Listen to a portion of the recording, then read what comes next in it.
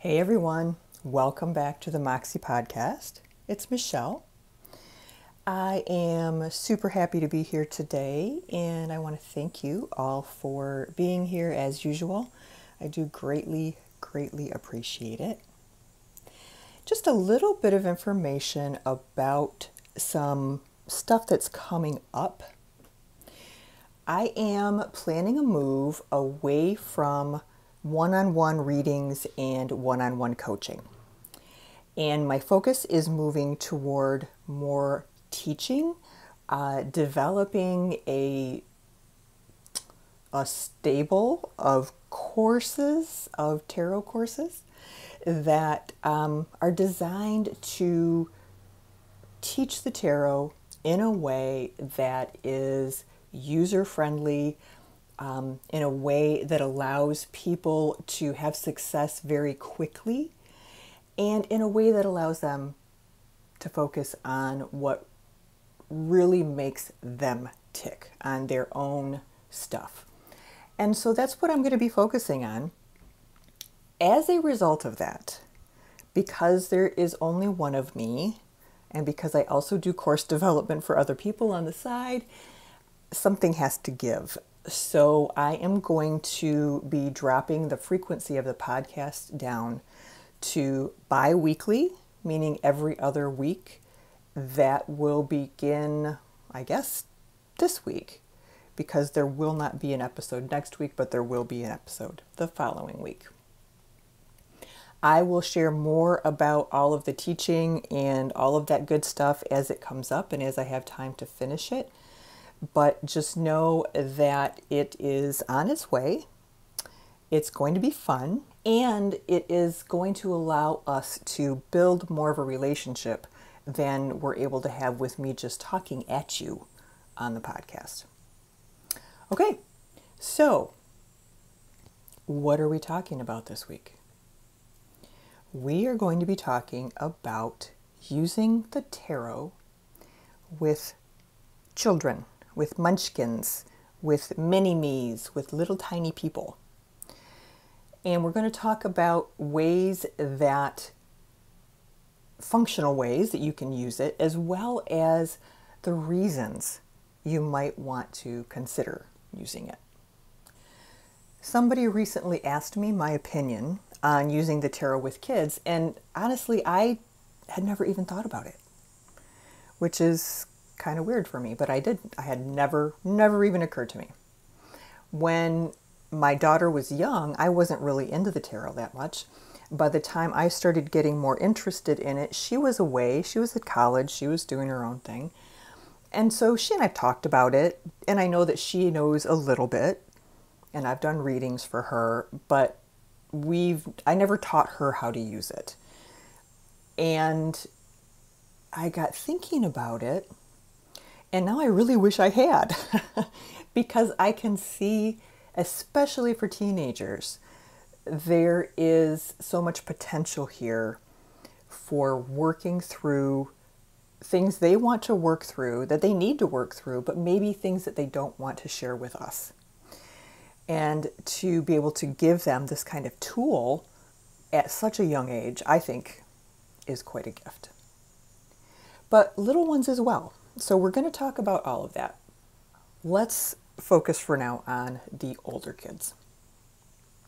So there are a lot of ways that they can tap into the tarot as a tool for that personal growth and development.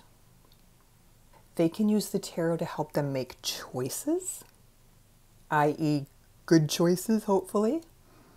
They can use the tarot to step into their own power and see things, learn to see things from an empowered perspective instead of from the perspective of, being victimized. Because with the tarot, no matter what is going on, you always have choice.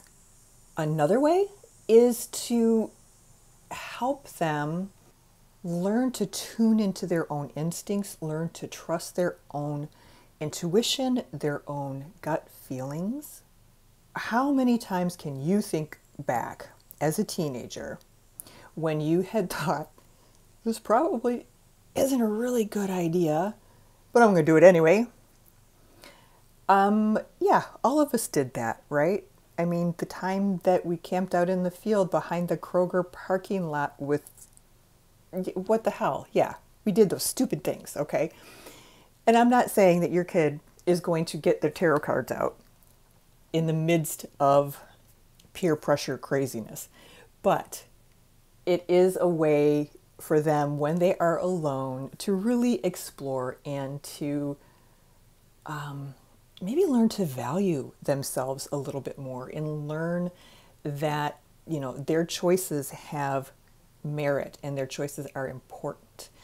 And if they can learn how to tune into their gut instincts and trust those feelings, then maybe, you know, by the time they're in college, they will have that integrated, and that will have been, at least in part, because the tarot really helps us to look at anything that we're willing to look at. And lastly, for the kids who don't have a spiritual foundation, for the kids who haven't already been going to, you know, your church or whatever it is, it's an opportunity to develop or support a developing relationship to something higher than themselves. It doesn't matter what that is. It can be spirit. It can be their intuition. It can be, quote, their higher self. It can be a spirit guide. It doesn't matter what it's called. It doesn't even need to have a label. But the tarot innately, that's exactly what it is tapping into that, right? And tapping into those things that we want to know. So regardless of whether your child embraces that part of it, they're still going to be developing that relationship with themselves, with their spirit, with their higher self, and whatnot. And my personal opinion, traditional religion does not need to conflict with spirit, instinct, higher self, and vice versa. They can play nicely together. So what are some practical ways? How do they use these things? So to make choices, a 3-card pull. Should I do card A, card B, or card C? Which of these 3 things would be the smartest thing for me to do right now? Which of these things would be the most beneficial thing for me to do right now? Which one of these 3 things is going to point me in the direction that I want to go? Which one of these 3 things is going to empower me to ... Okay? Making choices. Talked a little bit already about not being victimized, about feeling like we're stepping into our own power. With the tarot, with the very simple readings that I just talked about, these simple 3-card pulls, it's a great way to internalize the fact that we always have choice. And choice is power. And when we have power, we can't be victimized. Now, it doesn't mean that they have, you know, certainly they have power over anyone else. But when you have choice, it is easier to stand up for yourself, to recognize that you are not a victim, and that a lot of what is going on in their lives really is about choice. Mean girls at school, right? Well, instead of feeling victimized, we get out those tarot cards and we say, okay, we could do a lot of different things with this. What is making so-and-so be so cruel? And I know that sounds funny, but if you can get a feel for, you know, what someone else is thinking, So to ask that question, what's happening is your child is putting themselves in someone else's shoes. And when we put ourselves in someone else's shoes, it's a lot easier to understand. It's easier sometimes to step back from the hurt, to step back from the pain, and to one of two things: either empower ourselves to say, screw you have no idea what you're talking about, or empower yourself to notice what's there that is going for you, right? So, for example, so-and-so is bullied at school and she comes home and she does this reading. What is the mean girl? Why is she doing this? What is she, what's going on in her life that is making her so horrible? Well, you might find out that she has low self-esteem, or you might find out that her family's having some financial issues, or you might find out that she's just a bee, right? Different things. So to find those things out, it's like, okay, well, here are my three options. I can have some compassion for her because she's got some shit going on at home. I could also just say, you're no better than I am, and sort of use the knowledge that you gained, or that they gained, the child gained, in this reading to help them recognize that they're not alone, that they're not the only one, that even jerky people have feelings, all of those types of things. I mean, there's just so many different ways, excuse me, that you can use this. So some additional practical ways. We talked again a little bit about their instincts and gut feelings. That, I mean, you can take that to whatever degree you want. I mean, you could quiz yourself and work on your intuition. You could do all sorts of different things with that. But what are some practical ways for kids that actually really are into the tarot, right? Kids who recognize the value, some of those old souls who see that before the rest of us do. Well, older kids are perfectly capable of doing traditional tarot. I would say, I don't know, around 12. And that's a generalization depending on how mature each child is. But I would say by age 12, a child can begin to comprehend some of the bigger ideas and some of the bigger concepts that the tarot is introducing us to. Meditating on the cards is another one.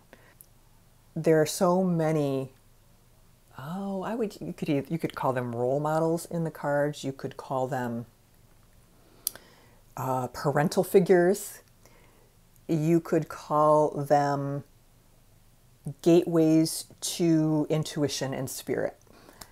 Meditating on the cards. And when I say meditating, I'm not talking about necessarily, sitting and holding the card in their hand and saying and thinking about it. The meditation could be maybe a couple minutes of that, but then writing something that came to them based on that card, or doing something artistic based on an inspiration from that card, or meditating on the card from the perspective of what does it have to teach me, and asking the card some questions. Okay, High Priestess, tell me this, and this. It's a great way to really integrate your knowledge of the tarot cards if you want to meditate on them that way. Also, when we've talked about this, but embracing birth cards and the benefits of exploring their own birth card. Just like their sun sign, they have a birth card that matches their innate personality, and that is, who doesn't? What kid doesn't? Do they still have paper magazines? Probably not. I mean, I know they do, but does anybody sit and flip through, 17 magazine like we used to? I don't think so. But just because there aren't paper copies of 17 magazines with horoscope quizzes in them doesn't mean that there aren't apps or memes or something like that. And so it's fun, right? It's a fun way to take a look at who they are. They can take a look at their friends. Oh my gosh, did you know that so-and-so is a Hierophant? That makes perfect sense. Fun ways like that, okay? So introduce the tarot to your older child in whatever way is most likely to resonate with them. Better yet, don't even necessarily introduce it to them. Wait till they come and talk to you about it, okay? Because they're teenagers, and introducing something to them, no matter how amazing and cool it is, might not work. Because, you know, your mom or your dad or your someone they look up to and can't make you happy at this particular developmental stage in their lives. All right, so what about younger kids? Younger kids are the ones where I would say I might even recommend using them, introducing children to them at an early age.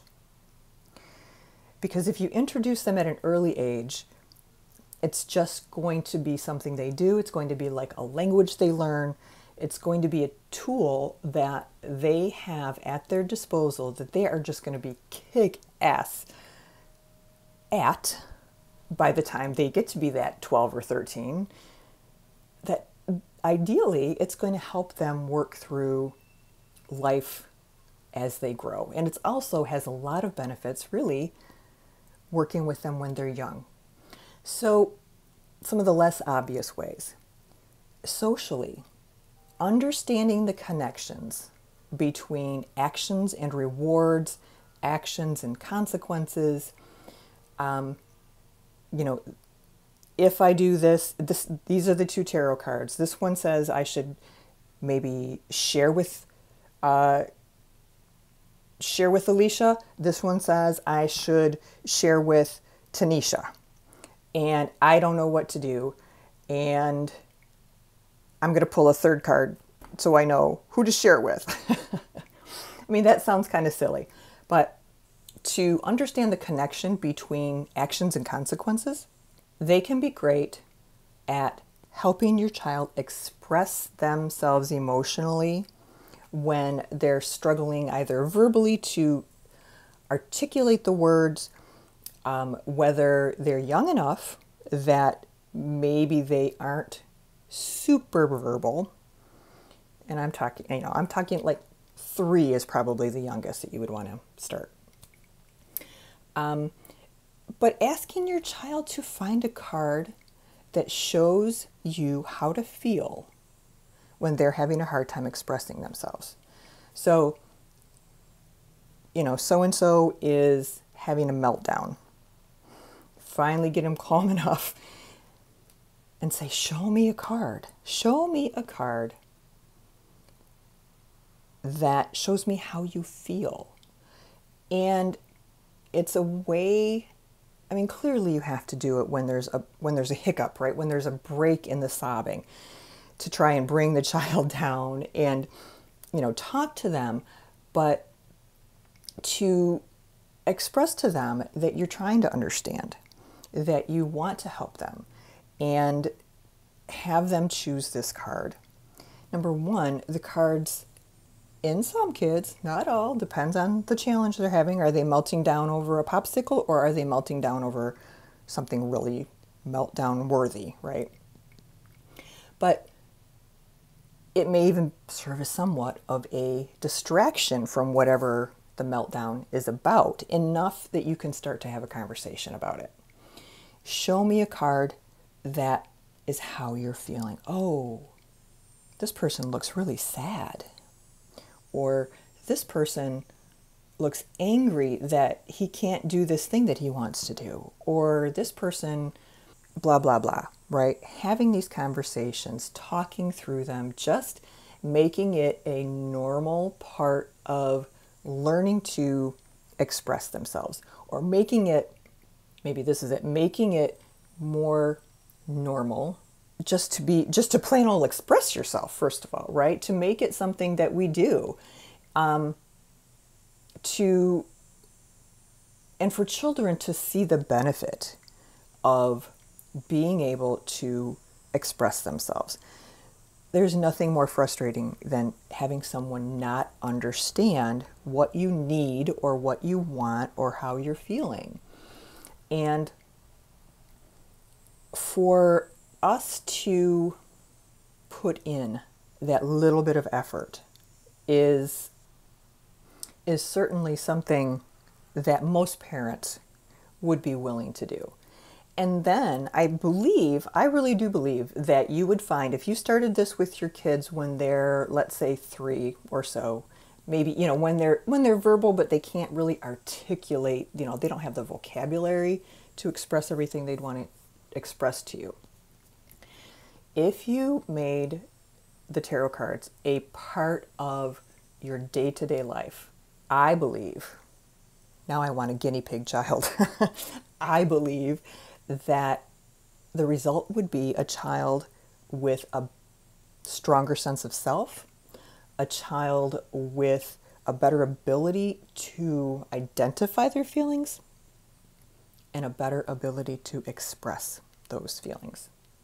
Could be wrong, but that would be my guess. All right, cognitively, I know this sounds silly, but I taught long enough that's like, oh my gosh, this would be so fun. You could do sorting games. You could do matching games. You could integrate role playing. I'm going to pretend to be the Queen of Swords, and I'm just going to glare at you today. Or I'm going to pretend to be the baby, or in the sun card, riding on the horse naked, whatever it is. Role playing and using imagination is one of the ways that kids work things out. And this would be a great way. You talk about tons and tons and tons of options. Counting, integrating numbers, you could do something with that. Writing and storytelling, that would be another big one. You could use these with your students or with your young kids if you are one of those families that, is really into, maybe you guys are all bookworms and you all love to read and you all love to write. Well, you can do so much storytelling with the tarot. Actually, I should just do a whole episode on that. Anyway, all sorts of storytelling, right? Whether you're telling the story of how the cards have been laid out, whether you are using the card as a prompt, whether you're pulling 3 cards and telling yourself that no matter what those 3 cards are, you have to come up with a story. All kinds of just really cool, fun options. And then, of course, the little ones are going to get some of that sense of self and that some of that growth of spirituality just by osmosis, right? No, maybe not even by osmosis. Maybe it's not even that they're going to get it. Maybe it's they never lost it, right? When we think about little ones and the connection that they have to spirit and the connection that they have to their higher self, that is only there for so long. And I think that time frame is getting shorter and shorter as kids are forced to be more sophisticated, younger and younger. But the little ones do have this openness and this connection to spirit that has closed off for a lot of us. And to catch them before that starts to happen, or catch them, shortly after that has started to happen, is likely to teach them to trust their instincts, to connect when they need to connect, all of those types of things that will just, again, be a part of who they are, what they do, another tool in their personal growth toolbox as they get older. Parents, you might also find that you get to know your kid a little bit better. If you're using your cards with a little person who cannot do the reading themselves, think you're going to find some really interesting things come out of their mouths based on the tarot. And might even want to keep a notebook around, because I'm thinking some are going to be funny. Some are going to be profound, though. It's amazing to me what little people come up with, just how wise they can be sometimes. All right, so how are we going to teach kids to do the tarot? If you wanted to actually teach someone, well, it's pretty similar to teaching adults. Kids are smart. If they love it, they'll glom onto it, and they will more than likely learn it faster than you did. But it's pretty similar. You're going to want to help your child formulate appropriate questions. That's probably the biggest area, at least in the beginning. And only you can decide what's appropriate, right? You know, can they ask about, you know, if the Easter Bunny is real? Or does it have to be, you know, however it is, however you want them to formulate the questions. But guiding them, even with our readings, right? We know that if we formulate a good question, we are more likely to get a quality result. So help them when they're little, work on the questions. And then just the same, you know, this is how I would explain it. I'm going to explain it to a 5-year-old. There are 78 cards in this deck, and every card has a different picture. And every picture has a secret message for you. So think about that, or secret message for you. And we're going to get one of those secret messages right now. So I want you to shuffle the cards, and then of course you show them how to shuffle. And now I want you to spread out the cards. I want you to put them in front of you on the table, and I want you to smoosh them all around with your fingers in your hands so you have a big old pile and you can see all of the cards. Now, I want you to pick one card. Look at it and tell me what you see. What do you think that person in that card is saying to you? Do you think they're nice? Do you think they're mean? Do you think they're funny? Do the swords in that picture scare you? I see you smiling. You picked the Sun card. You must be feeling really good today. So you can see just that kind of stuff. Start asking them, you know, what do you think this card means? What do you think the secret message of this card is? I can tell you what this book says, but what do you think it says? And just invite your child to begin to notice and share and speak and feel and discuss what you come up with together. You know, try to help your child arrive at a place where they feel like they've got an answer to their question and they have an idea of what to do next.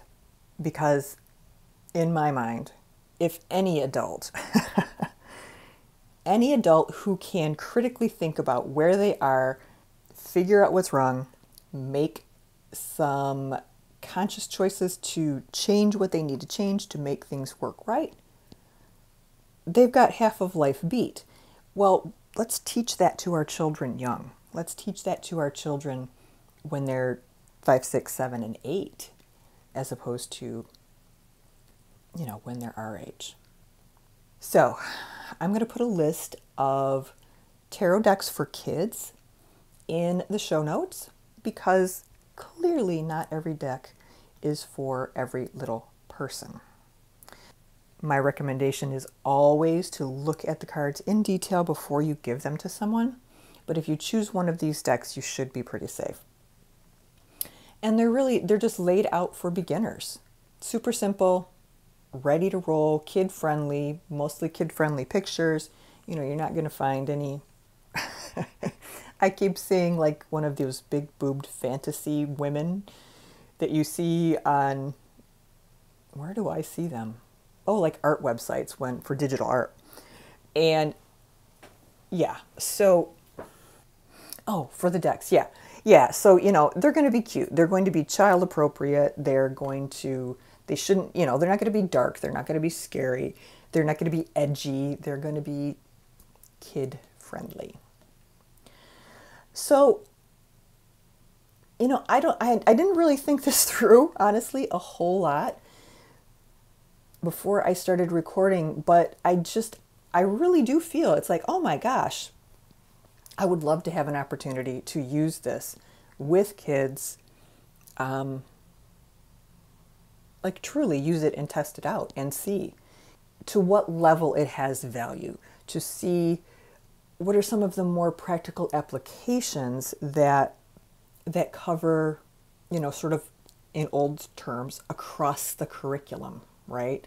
How can we integrate this development of spirit and instinct and higher self and empowerment with whatever the heck you can teach them, matching, sorting, numbers, whatever, on the way to those lessons. All right. Well, if you have children, please guinea pig them for me and let me know. I'm super curious. Or if you have kids and you already use the tarot, maybe I'm just behind in the times and, you guys are like, yeah, been using this for years. Don't know where she's been. Anyway, that is it for this week.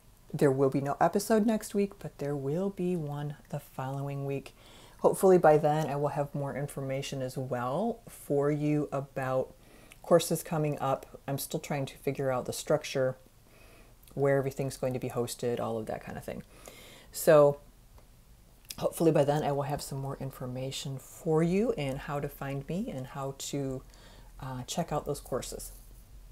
In the meantime, have a wonderful 2 weeks. Back to school time for a lot of kids. Enjoy all of that. Take care of yourselves. Take care of one another. Be safe. And I'll talk to you soon. Bye-bye.